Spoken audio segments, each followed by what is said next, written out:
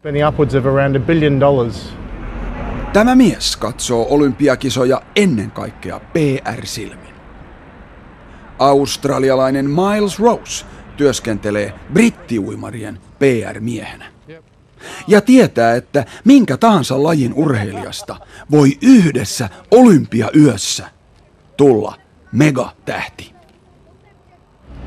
Particularly in Britain here, all we ever hear about is football, cricket, rugby. So for other sports, you mentioned synchronized swimming before, things like badminton, table tennis, judo, taekwondo, all of these sports that you never hear about, all of a sudden they're on the TV going into millions of people's homes. So it's a good promotion for those sports and for those athletes as well. So it can be even make or break for the athletes. Exactly. So all of a sudden the people may get to love an athlete they'd never heard of before because they see him on TV in what we would say a minority sport, whether that's table tennis or badminton, and he may get a commercial deal out of that because he's won a medal. I think that any city that has the ability to showcase itself for the best part of 3 weeks, and if you take the Paralympic Games over a period of 6 or 7 weeks, to showcase to 4 billion people globally, and not just on television because the world's now changed, our kids are watching all these things on any number of different devices, but that's an extraordinary opportunity to showcase socially, economically, creatively, what your country is about, what your city is about, and that is something that is a very virtuous outcome from the ability to stage the games. For London itself, being such a huge historical city and a city that many millions of people visit every year, I think it's a great thing to have, but will it bring more people here in years to come? I'm not sure. I think the legacy is more for the people who actually live here. They're going to have better facilities, they're going to have a better sense of pride, and also the economic benefits will benefit them as people. So I think people will come to visit London regardless. It's one of the best cities in the world to visit as a tourist. What is so special about it? For me, it's the history. You can walk into a pub that is 1,000 years old. That's just extraordinary for me as an Australian. So for me, it's definitely the history of the city.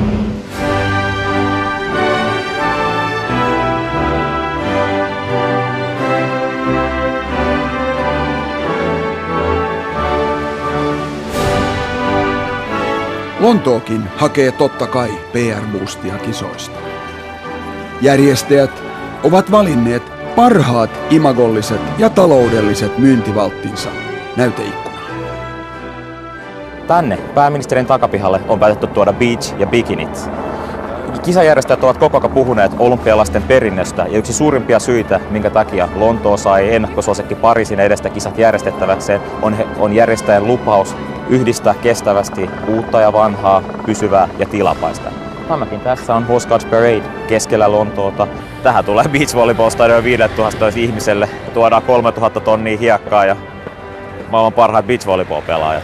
The London, I hope, that the world sees is a city very much at ease with itself, a traditional, historic city, but in a very modern setting, multiculturally, very diverse, 300 different communities, 200 different languages, and the cutting edge of creativity, whether it's street art or high theatre. Is that why you also picked places like Horse Guards Parade? Well, I think it was sensible and attractive to use those venues that have a global reach. Everybody knows what Wimbledon looks like. Everybody now knows what Wembley Stadium looks like. If you have Horse Guards Parade with all the government buildings and Downing Street at one end and the Palace at the other end, and between that a beautiful park, then I think it's crazy not to use those venues that bring something else to the theatre of sport.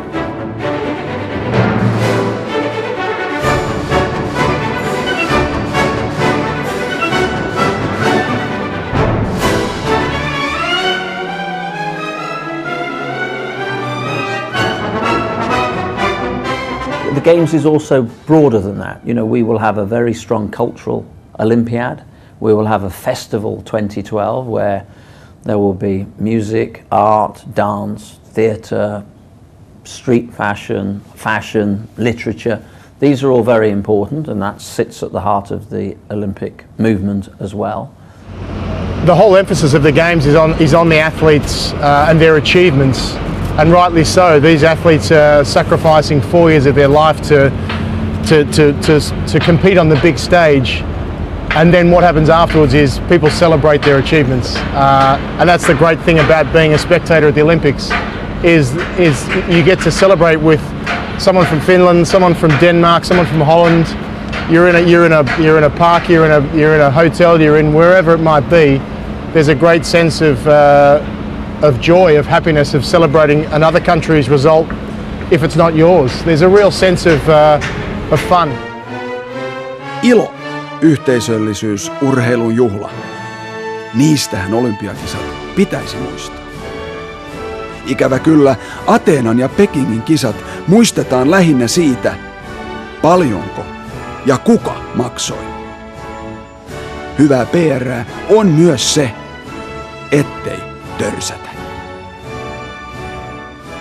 Pekingin olympialaisia varten raivattiin ihmisten asuintaloja mahtipontisten rakennusten tieltä ja haluttiin näyttää ulkomaailmalle, että tällaista tämä huipussaan on. Ja itse asiassa niin kuin Ateenassa ei mennyt edes yhtä olympiadia ennen kuin oikeastaan kaikki olympiasuorituspaikat niin alkoi rappeutua, ja niillä menee tällä hetkellä enemmän niiden ylläpitämiseen kuin mitä ne sai ikinä tuloja koko olympialaisista.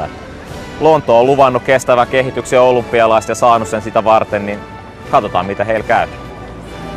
Well, I have a dream that millions of people around the world, particularly young people, are inspired to take up sport off the back of the games. That's why I went to Singapore. For me, the legacy of young people fashioning their futures, particularly in difficult communities, through sport is the dream I've always had, and it's why I bid for the games.